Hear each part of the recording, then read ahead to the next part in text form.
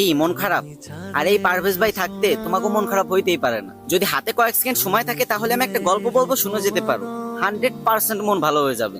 আর যদি না হয় তাহলে আনফলো করে দিও আমার, যাও। তো ঘটনাটা হয়েছে কি, ছেলে শ্বশুর বাড়ি যাবে, তো মাথা তার একটু চিড়া মগা, তাই মা শিখাই দিচ্ছে, বাবা শ্বশুর বাড়ি যায় আগে শ্বশুর আব্বারে বলবি আব্বা কেমন আছেন, কারণ তোর শ্বশুর আব্বা অনেক অসুস্থ। উনি হয়তো তখন নিশ্চয়ই বলবে যে ভালো আছি, তখন তুই বলে উঠবি এটাই তো আমাদের কাম্য। তারপর তুই উনি কি ওষুধ খাই সেটা জানতে চাইবি, উনি নিশ্চয়ই যে ওষুধ খাই কিছু একটা কথা বলবেন, তখন তুই বলবি বাহ খুব ভালো ওষুধ, এই ওষুধ আপনি খেতে থাকেন, সুস্থ হয়ে যাবেন খুব তাড়াতাড়ি। তারপরে বলবি আব্বা কোন ডাক্তার দেখাচ্ছেন, সে নিশ্চয়ই একটা ডাক্তারের নাম বলবে, তখন তুই বলবি দারুণ ডাক্তার, আপনি দেখাতে থাকেন খুব তাড়াতাড়ি সুস্থ হয়ে যাবেন। আর সবসময় হাসি খুশি থাকবি, কেমন?